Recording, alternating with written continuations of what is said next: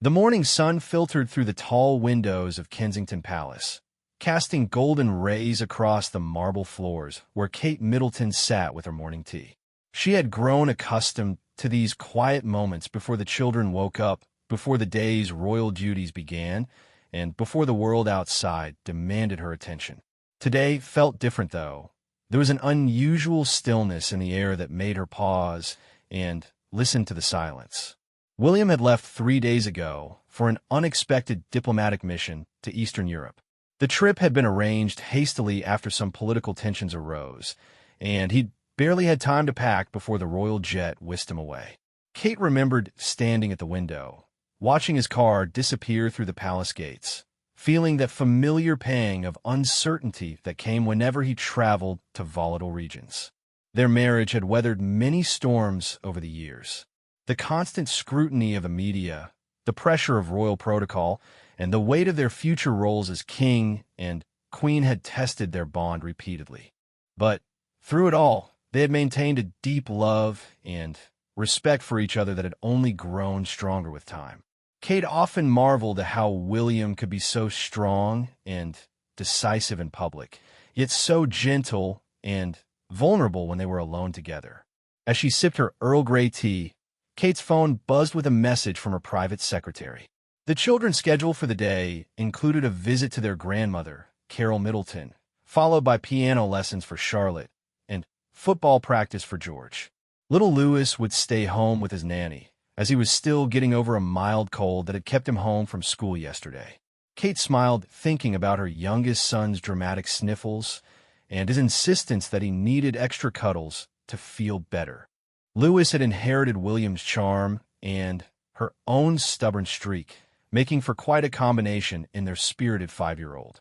Charlotte, now 8, was developing into a confident young lady with strong opinions about everything from her school uniform to world politics.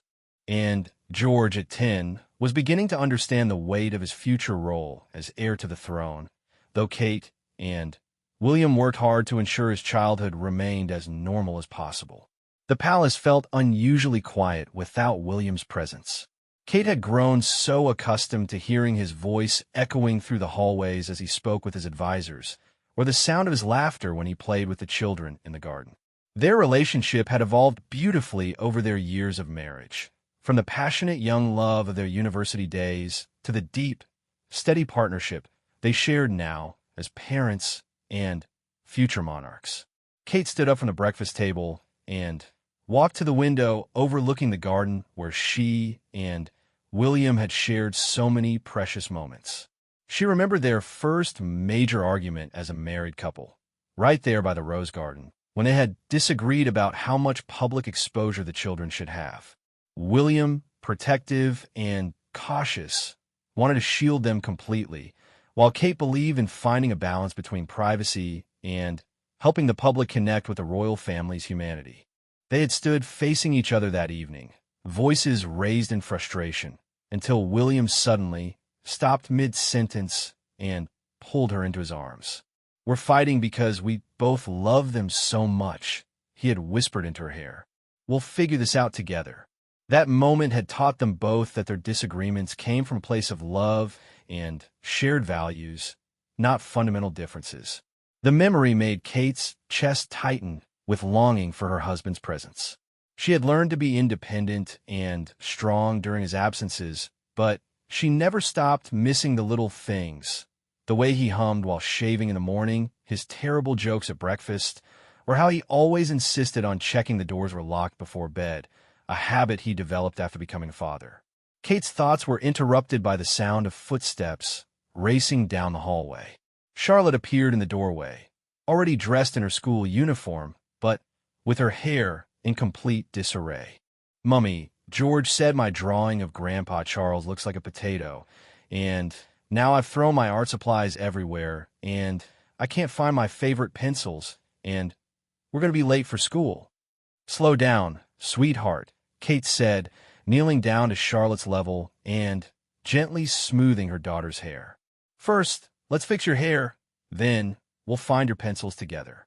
And as for your brother, I think we need to have a conversation about kind words, don't we?" Charlotte nodded eagerly, always ready to see justice served when she felt wronged by her older brother.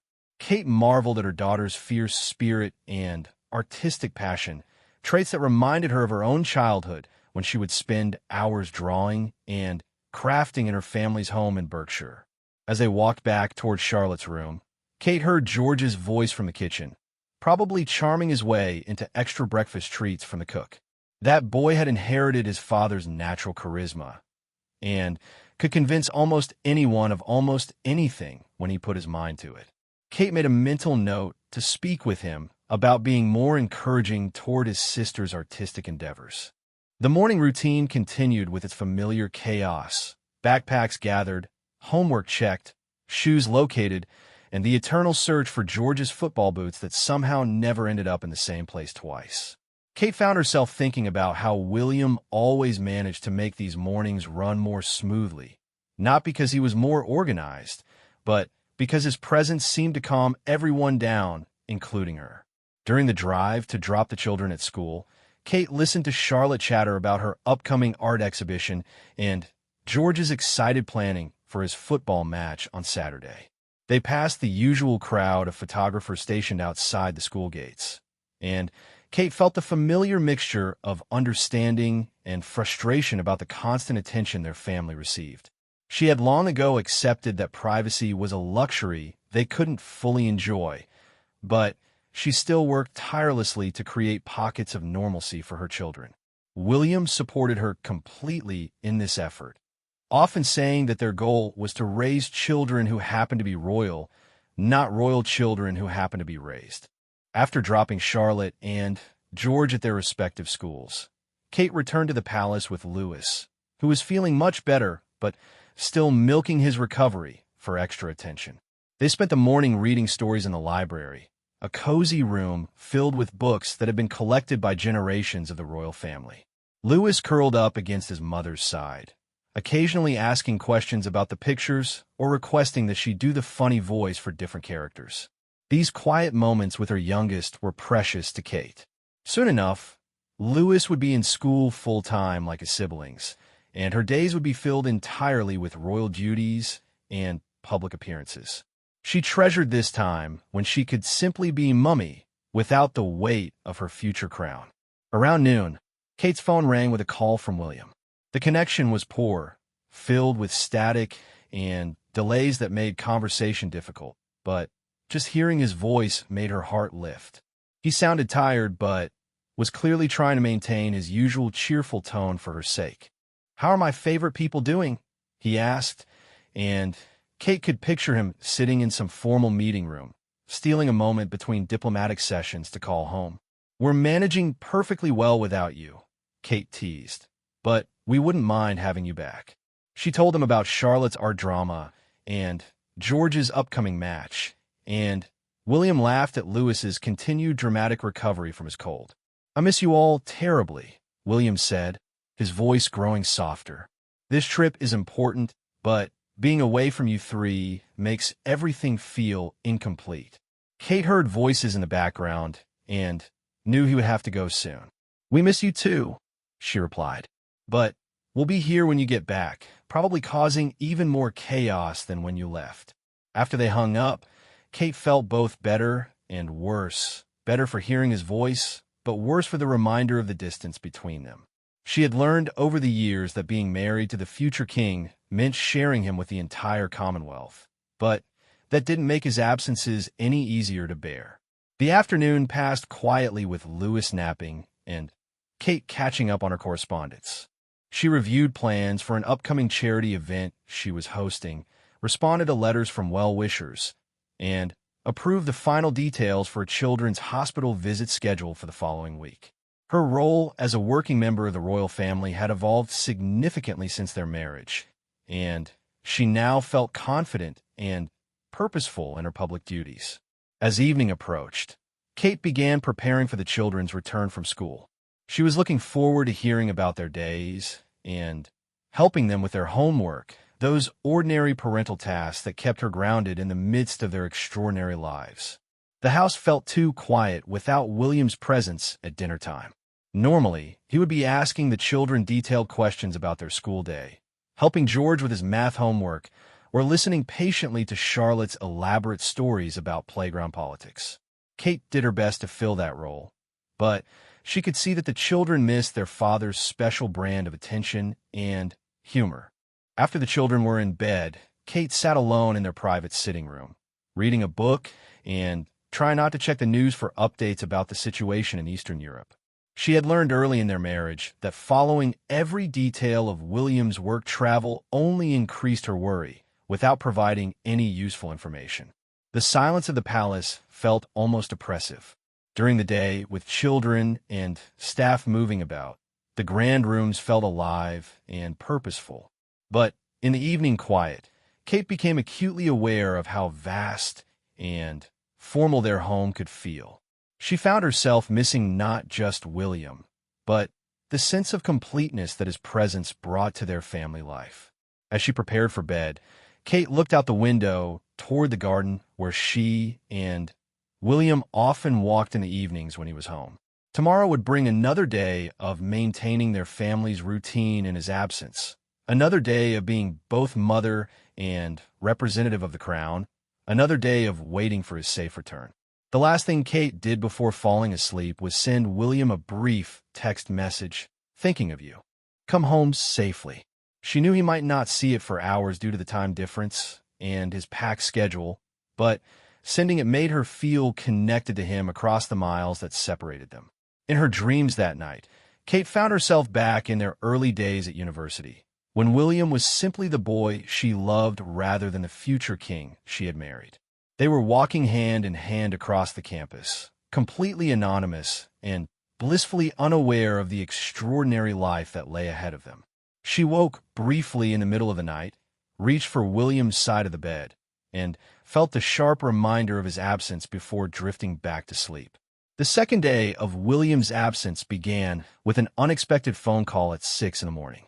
Kate jolted awake, immediately alert as any parent becomes when the phone rings at unusual hours. Her private secretary's voice was calm, but urgent. There had been developments in Eastern Europe that required the trip to be extended by at least 2 more days, possibly longer. Kate sat on the edge of the bed, processing this information while trying to push down the familiar knot of anxiety that formed in her stomach whenever William's travels became complicated. She had learned to manage these feelings over the years, understanding that worry was a luxury she couldn't afford when she needed to maintain stability for her children and fulfill her own royal duties. After ending the call, Kate stood at the bedroom window watching the sunrise paint the London skyline in shades of pink and gold. The city was beginning to wake up, and she could see early commuters making their way to work, people starting their ordinary days with ordinary concerns. Sometimes she envied that simplicity, the ability to worry about traffic jams and deadline rather than international incidents and security protocols. The children took the news of their father's extended absence with the resilience they had developed over the years. George simply nodded and asked if Daddy would be home in time for his football match on Saturday. Charlotte wanted to know if she could make a special drawing to welcome him home. Louis, still fighting off his cold, declared that Daddy was missing out on the best snuggles and would need extra when he returned. Kate marveled at how adaptable her children had become. While she never wanted them to think of their father's absences as normal, she was proud of how they had learned to carry on with their routines and maintain their positive spirits. It was a delicate balance, acknowledging that they missed their father while not allowing that absence to dominate their emotional landscape. The morning school run felt different today. Kate noticed the photographers seemed more numerous than usual, probably alerted by news reports about the developing situation in Eastern Europe. She was grateful for the tinted windows of their car that allowed the children to travel without feeling like they were constantly on display. After dropping off Charlotte and George, Kate returned to the palace with Louis for what she had planned as another quiet morning of recovery time. However, her private secretary met her at the door with a schedule that had been completely rearranged due to William's extended absence. Kate would need to take over several of his planned engagements, including a visit to a veterans hospital that afternoon and a reception for Commonwealth diplomats the following evening. Kate felt the familiar surge of adrenaline that came with these last-minute changes. Early in their marriage, such disruptions would have left her feeling overwhelmed and underprepared. Now, after years of experience, she felt confident in her ability to step into William's role when necessary. Their partnership had evolved to the point where they could seamlessly cover for each other's duties, presenting a united front even when separated by thousands of miles. The Veterans Hospital visit required Kate to review briefing materials while Lewis napped. She studied the profiles of patients she would meet, the history of the facility, and the specific program she would be observing. Kate had always been a meticulous preparer for her public engagements, but taking over for William on short notice required even more careful attention to detail. As she read about the brave men and women she would meet that afternoon, Kate thought about William's own military service and how it had shaped his approach to supporting veterans' causes.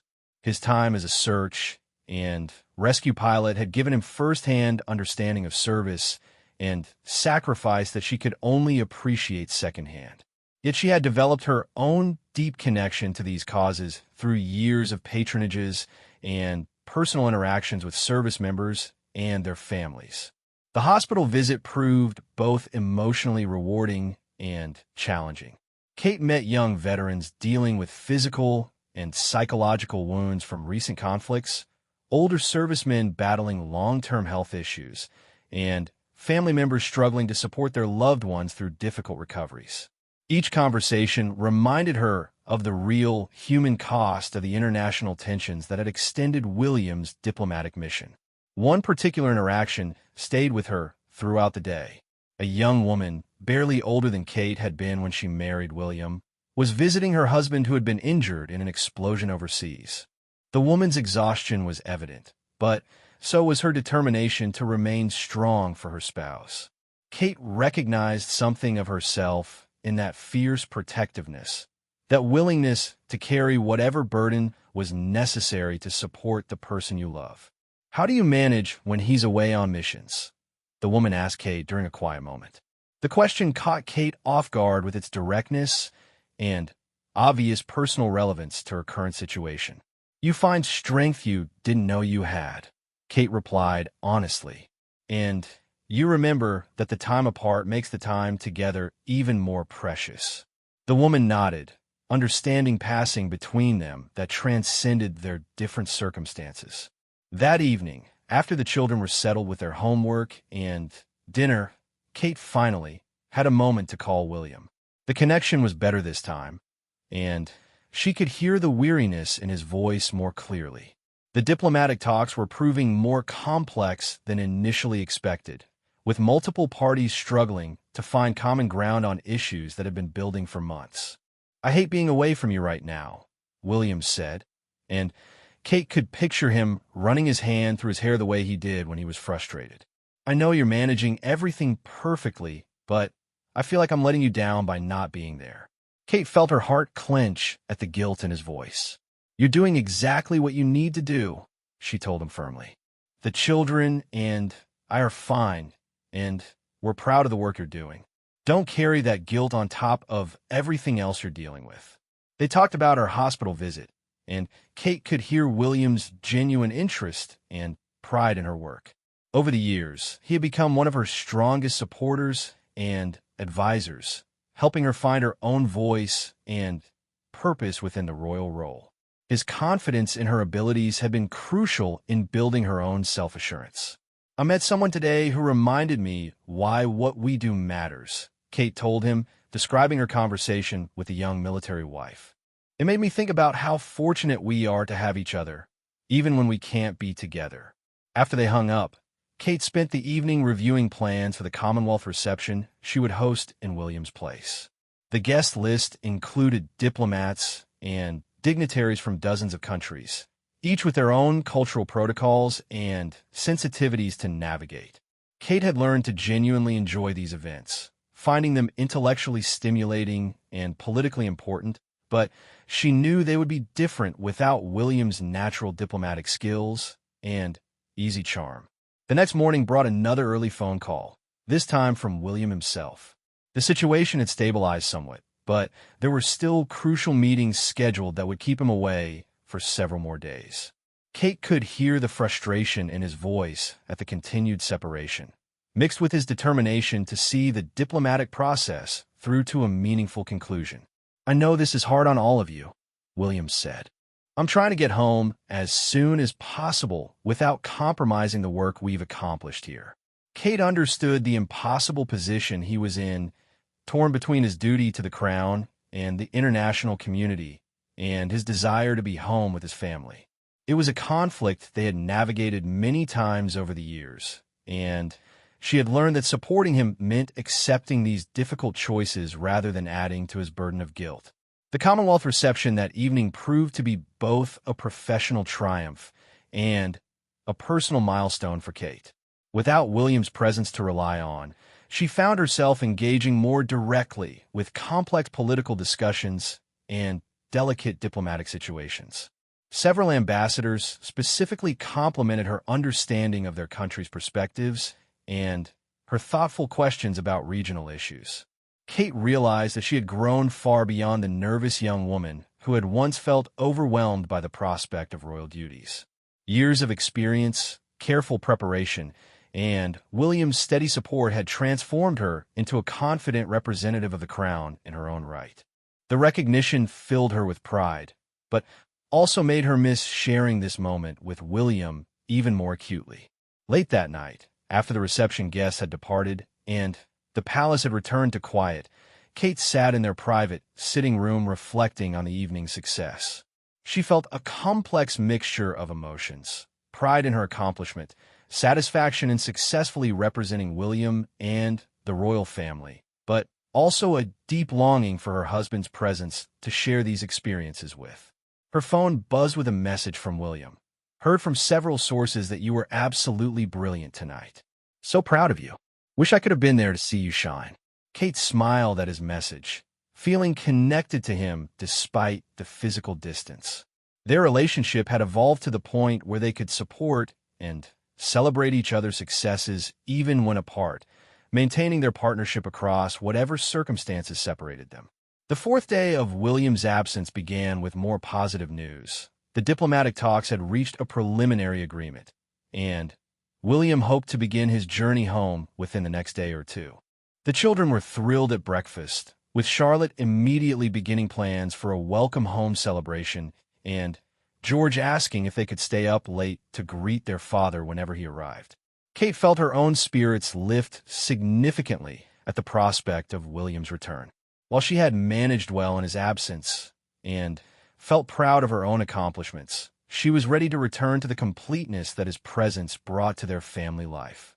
Their partnership had been tested by separation many times over the years, but it always emerged stronger, with both of them having grown individually while maintaining their deep connection to each other. As she prepared for another day of managing their household and royal duties on her own, Kate reflected on how much their relationship had matured since their early marriage. They had learned to be independent individuals while remaining devoted partners, to support each other's growth while building something beautiful together. The anticipation of William's return filled her with renewed appreciation for what they had built together and excitement for what lay ahead. On the fifth morning of William's absence, Kate woke to find herself staring at the empty space beside her in bed, wondering when exactly she had stopped reaching for him in her sleep. The realization bothered her more than it should have. Not because she loved him any less, but because it reminded her how quickly they had both learned to adapt to separation over the years of their marriage. She had become expert at compartmentalizing her emotions during William's absences, focusing on practical matters and daily routines to avoid dwelling on the loneliness. But this morning, something felt different. Perhaps it was the indefinite nature of this trip's extension, or perhaps it was simply accumulated exhaustion from managing everything alone. But Kate found herself missing not just William's presence, but the version of herself that existed when he was home. The morning routine proceeded as usual: breakfast chaos, school preparation, the eternal hunt for missing items that somehow disappeared overnight despite being carefully placed the evening before. But Kate noticed that she was going through the motions with less of her usual energy and patience. Charlotte picked up on this immediately, as children always do when their parents are slightly off balance. "Mummy, are you sad because Daddy is still away?" Charlotte asked while Kate braided her hair, her 8-year-old directness cutting straight to the heart of the matter. Kate paused, considering how to answer honestly without burdening her daughter with adult concerns. "I miss Daddy very much," she said carefully. "But I'm also very proud of the important work he's doing. Sometimes grown-ups have to do difficult things, even when it means being away from the people they love most." Charlotte nodded solemnly, processing this information with the gravity that children bring to concepts they don't fully understand, but sense are important.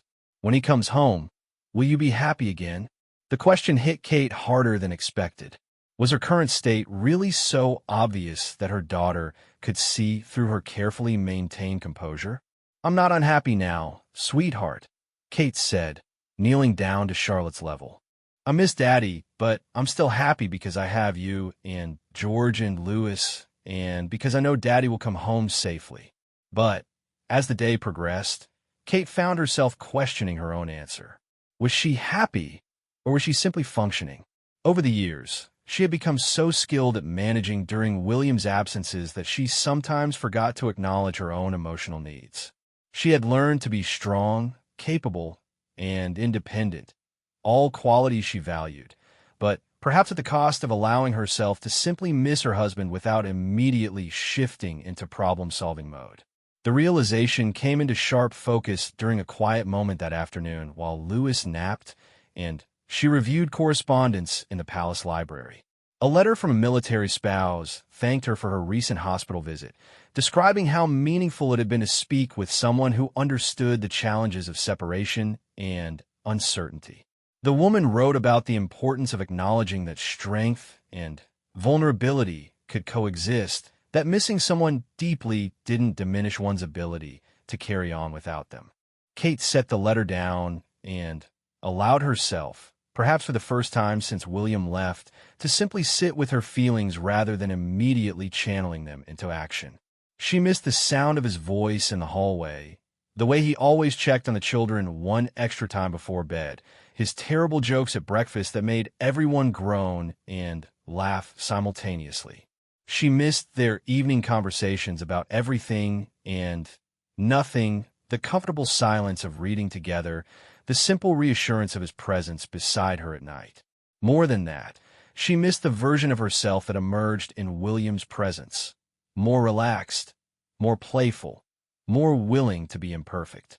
When he was home, she felt permission to be both the capable future queen and the woman who sometimes burned dinner, forgot important appointments, or got unreasonably emotional over children's movies. Her phone rang, interrupting her reflection. William's voice was clearer than it had been in days, and she could hear genuine excitement underneath his usual weariness. "I have news," he said. "We've reached a breakthrough. I should be able to start heading home tomorrow evening, which means I'll be back by Friday morning at the latest." Kate felt relief wash over her so powerfully that it surprised her. She had thought she was managing his absence well, and in many practical ways she had been.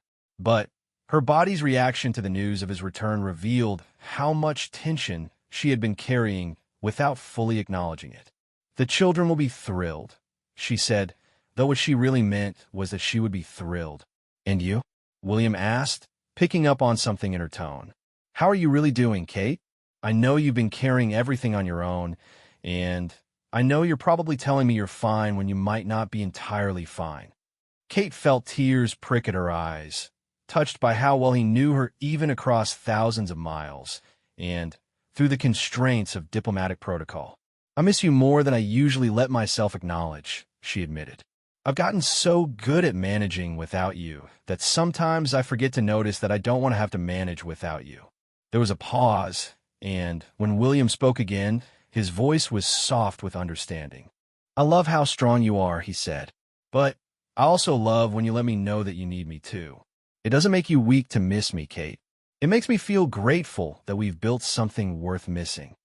After they hung up, Kate felt something shift inside her.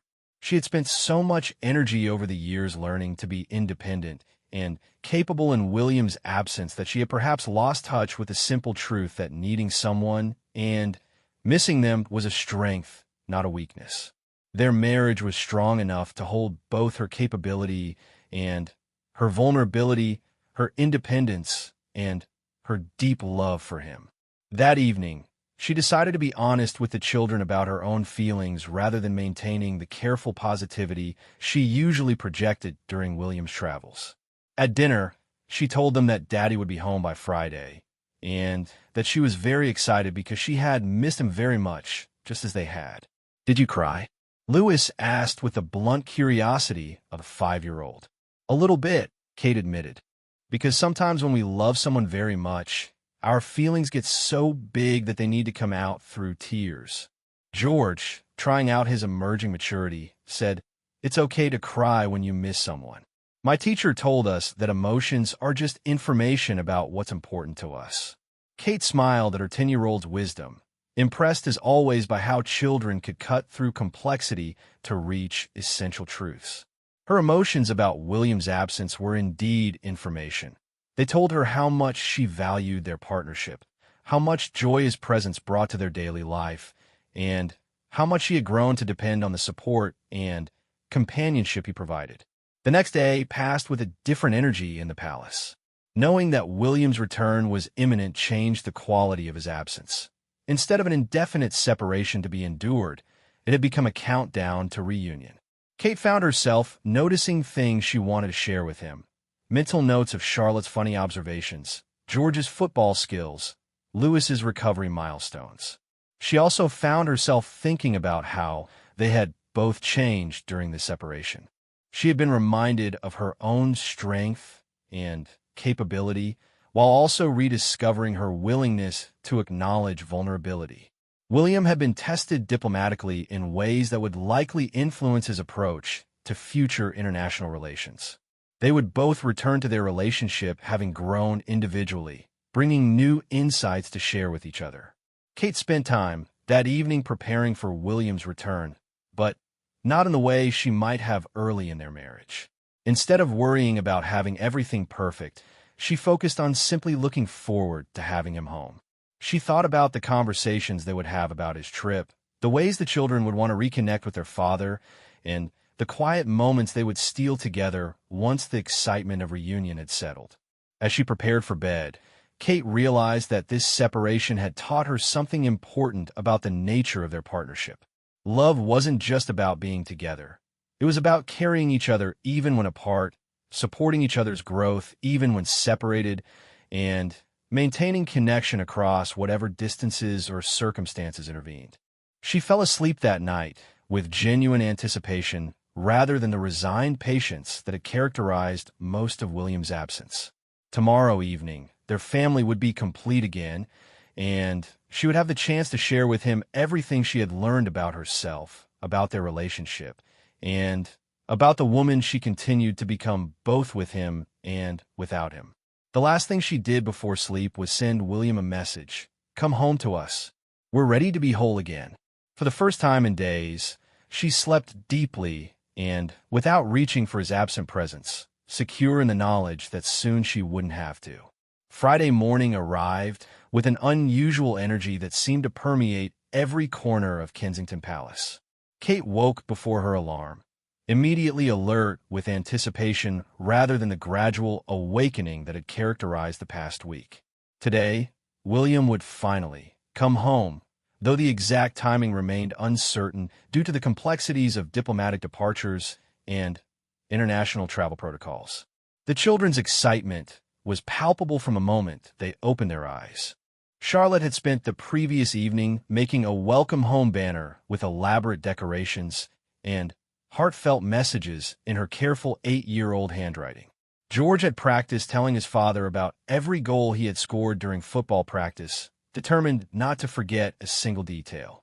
Lewis, finally fully recovered from his cold, had declared that he would give Daddy the biggest hug in the whole world, and had been practicing his technique on anyone who would stand still long enough.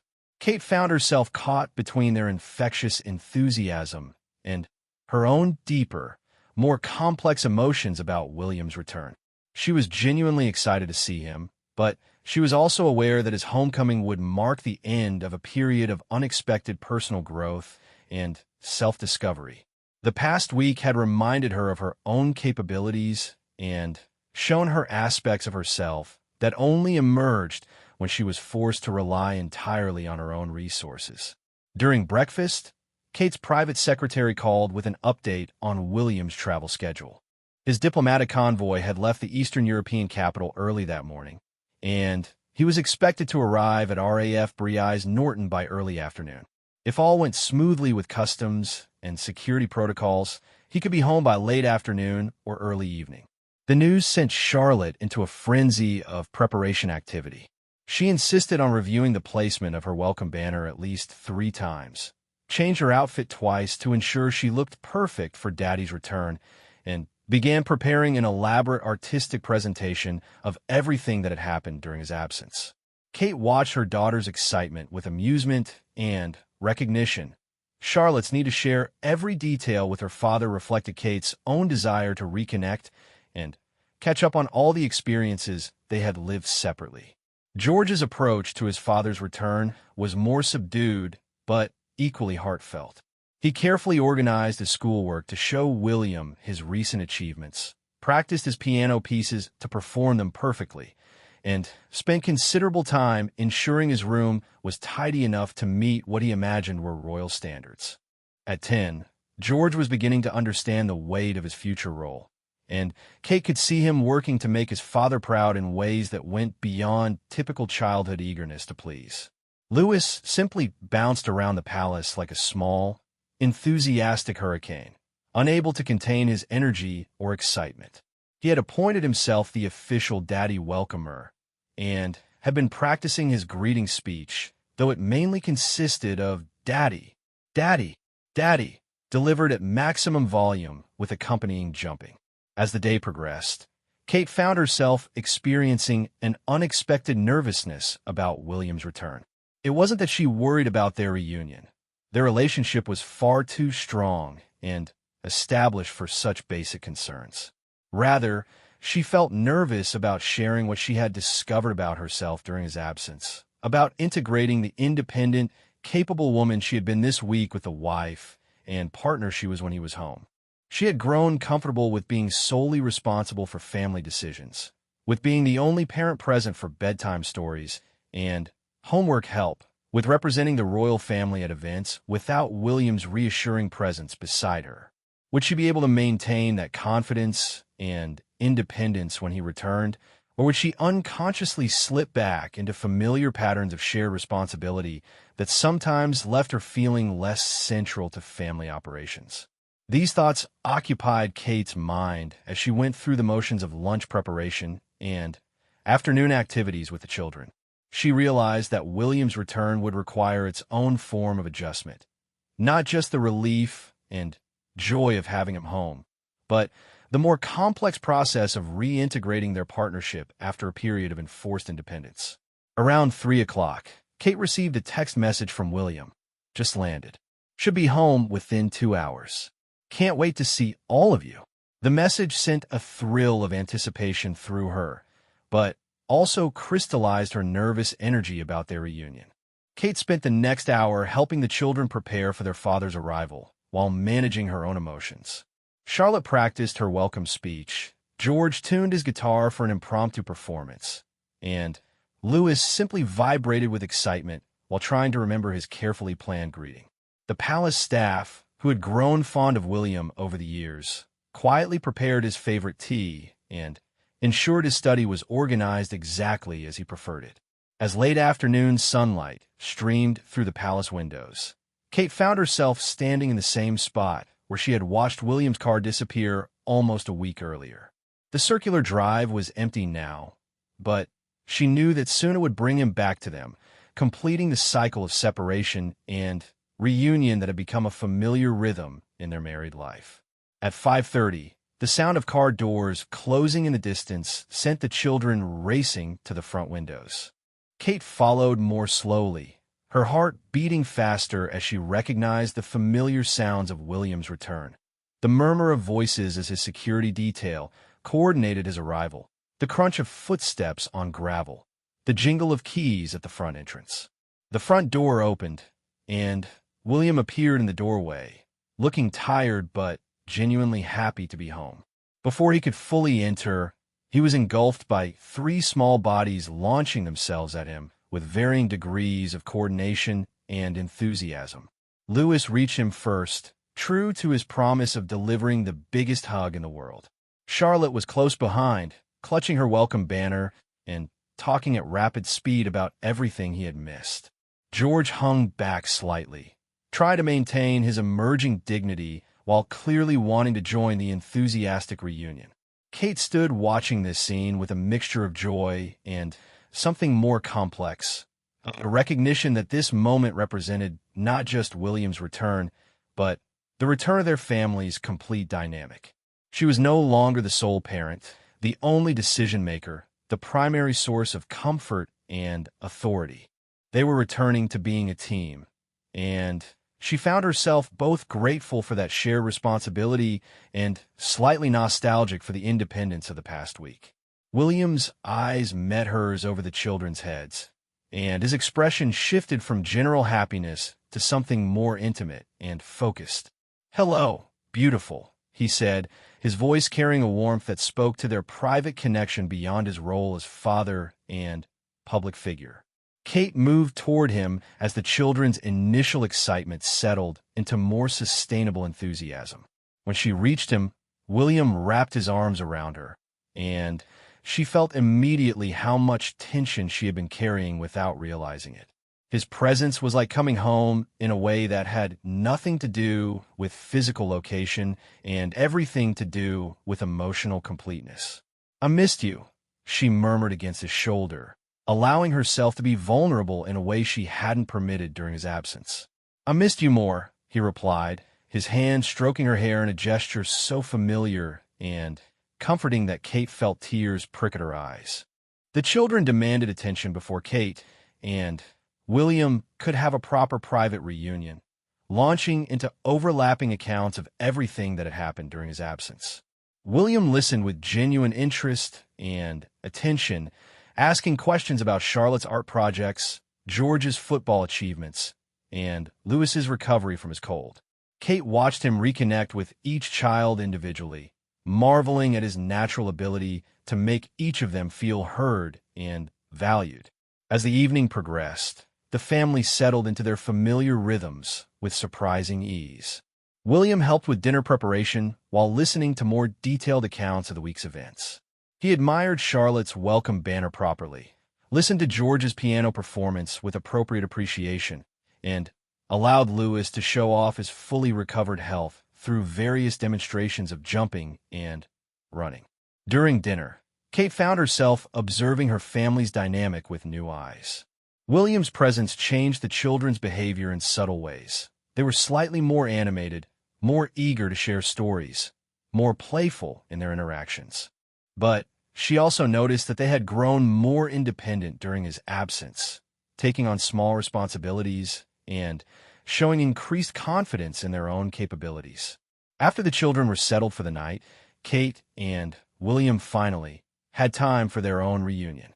They sat together in their private sitting room, Kate curled against William's side on the sofa they had chosen together years earlier.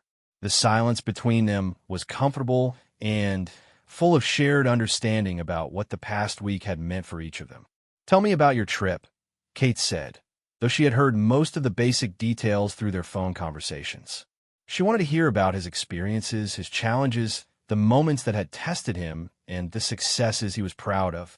William described the complex negotiations, the cultural sensitivities he had navigated, the moments when he had felt the weight of representing not just the royal family, but British interests more broadly. Kate listened with genuine interest, asking thoughtful questions and offering insights that reminded them both how much she had grown in her understanding of international affairs over the years of their marriage. "Now tell me about your week," William said, settling back to listen. "I know you managed everything brilliantly, but I want to hear about what it was really like for you." Kate found herself describing not just the practical aspects of managing alone, the children's activities, the royal engagements she had covered, the daily routine she had maintained, but also the emotional journey she had experienced. She told him about rediscovering her own capabilities, about learning to acknowledge her feelings rather than simply managing them, about the complex emotions surrounding his absence and anticipated return. William listened with the careful attention he had always given to her thoughts and feelings, occasionally asking questions that showed he understood both what she was saying and what she might not be fully expressing. When she finished, he was quiet for a moment before speaking. "I'm proud of you," he said simply, "not just for managing everything so well, but for allowing yourself to grow during this time apart. You've always been strong, but you've become even more yourself, if that makes sense." Kate nodded, understanding exactly what he meant. She had become more herself, not by changing fundamentally, but by accessing parts of her personality and capabilities that only emerged when she was forced to rely entirely on her own resources.